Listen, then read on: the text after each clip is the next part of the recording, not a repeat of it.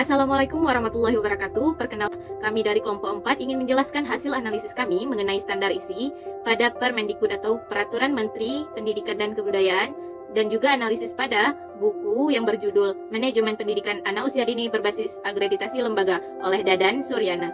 Materi pertama akan disampaikan oleh R. Ammar Atun Salihah dan dilanjutkan oleh Rabiatul Ilhami.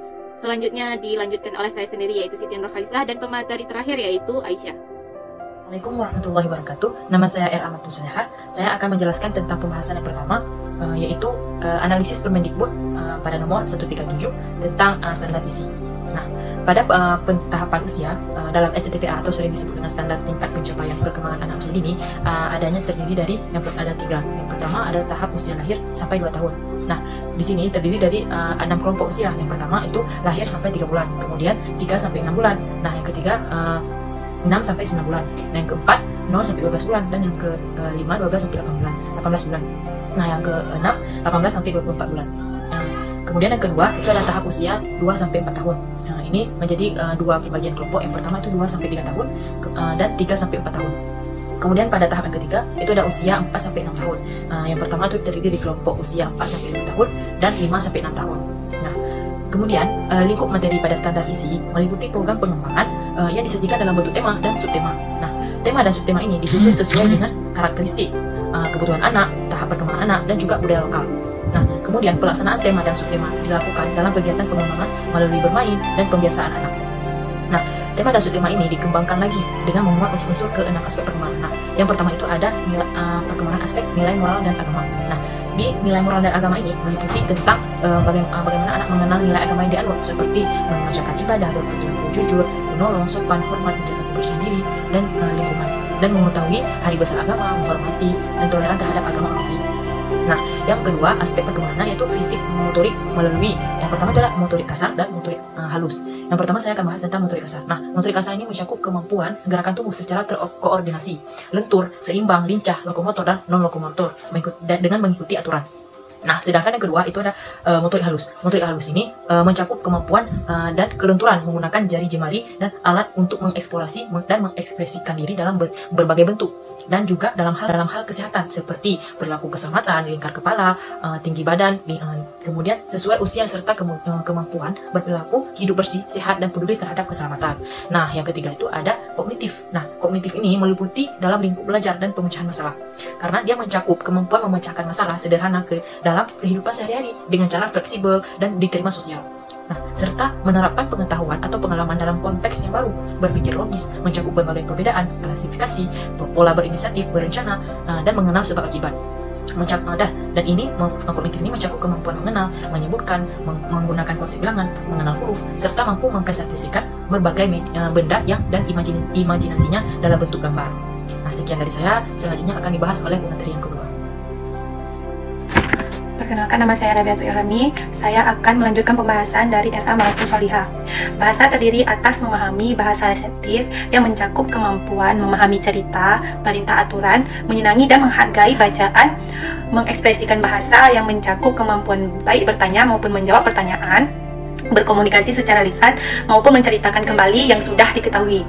Belajar bahasa pragmatik, mengekspresikan perasaan ataupun ide dan keinginan baik dalam bentuk coretan ataupun keaksaraan, mencakup pemahaman, meniru bentuk huruf serta memahami kata dalam cerita.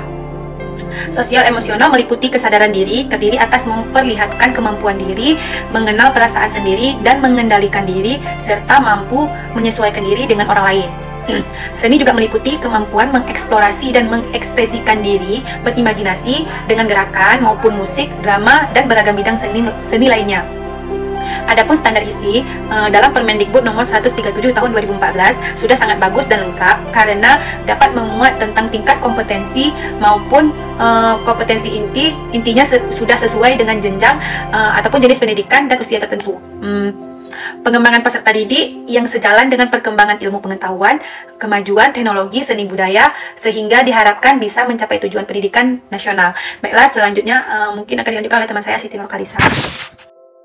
Materi selanjutnya yang akan saya sampaikan adalah hasil analisis mengenai standar isi pada buku Manajemen Pendidikan Anak Usia Dini Berbasis Lembaga oleh Dadan Suryana. Nah, dikatakan dalam buku tersebut bahwa standar isi adalah kriteria tentang lingkup, materi, dan juga kompetensi menuju tingkat pencapaian perkembangan yang sesuai dengan tingkat usia anak.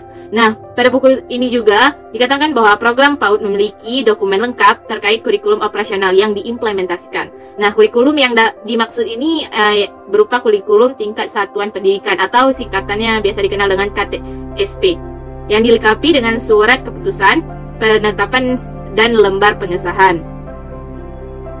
Selanjutnya yaitu program PAUD memiliki lingkungan perkembangan yang dilaksanakan secara terpadu dengan pendekatan tematik melalui kegiatan bermain dan juga pembiasaan. Nah, untuk membuktikan keberadaan butir ini, maka lembaga melampirkan rencana pelaksanaan pembelajaran harian atau RPPH yang didukung dengan adanya dokumentasi dalam proses pembelajaran. Selanjutnya yaitu program PAUD memiliki buku pedoman yang dijadikan sebagai acuan pengembangan kurikulum lembaga PAUD. Misalnya, acuan nasional dapat berupa Permendikbud nomor 137 tahun 2014 tentang standar nasional PAUD dan juga Permendikbud nomor 146 tahun 2014 tentang kurikulum 2013 PAUD. Selanjutnya, program PAUD melakukan peninjauan atau evaluasi terhadap kurikulum operasional yang dibuktikan dengan adanya kurikulum operasional lembaga, berita acara, penerapan perubahannya, serta dokumentasi proses. Selanjutnya ada program PAUD melaksanakan kegiatan layanan sesuai dengan kelompok usia anak yang dapat dibuktikan dengan daftar nama anak dan nama pendidik dengan kelompok usia, tingkat pencapaian perkembangan sesuai dengan kelompok usia. APE juga sesuai dengan kelompok usia dan juga ruangan pembelajaran yang berbeda setiap kelompok usia. Selanjutnya, program PAUD mengalokasikan waktu efektif per hari dalam hitungan menit menurut layanan usia sesuai standar yang telah ditetapkan. Untuk anak usia 0-2 tahun, kurang lebih 120 menit. Untuk anak 2-4 tahun, kurang lebih 150 menit. Untuk anak usia 4-6 tahun, yaitu 180 menit. Selanjutnya, program PAUD mengalokasikan waktu efektif per minggu dalam hitungan menit menurut layanan usia sesuai standar yang telah ditetapkan. Untuk anak usia 0-2 tahun, yaitu 120 menit. Untuk anak usia 2-4 tahun, yaitu 360 menit. Untuk anak usia 4-6 tahun, yaitu 540 menit, yaitu untuk PAUD non-formal. Nah, yang terakhir yaitu 4-6 tahun, yaitu 900 menit untuk PAUD formal. Nah, selanjutnya akan dilanjutkan oleh Aisyah. Perkenalkan, nama saya Aisyah. Saya akan menjelaskan tujuan standar isi. Standar isi merupakan suatu dapat membantu mengembangkan berbagai potensi yang dimiliki oleh anak usia dini, yang meliputi aspek moral, nilai agama, sosial emosional, kemandirian, bahasa, kognitif, fisik motorik, dan seni. Kemudian, fungsi standar isi. Standar isi memiliki 7 fungsi, yaitu yang pertama, mengembangkan sikap dan perilaku yang baik sesuai akidah agama dan moral. Kemudian, yang kedua, mengembangkan kemampuan sosialisasi mengendalikan emosi anak. Yang ketiga, menumbuhkan kemandirian anak. Yang keempat, mengembangkan kemampuan bahasa. Yang kelima, mengembangkan kemampuan kognitif anak. Yang keenam, mengembangkan kemampuan fisik atau fisik motorik anak. Yang ketujuh, dapat mengembangkan daya cipta dan kreativitas anak.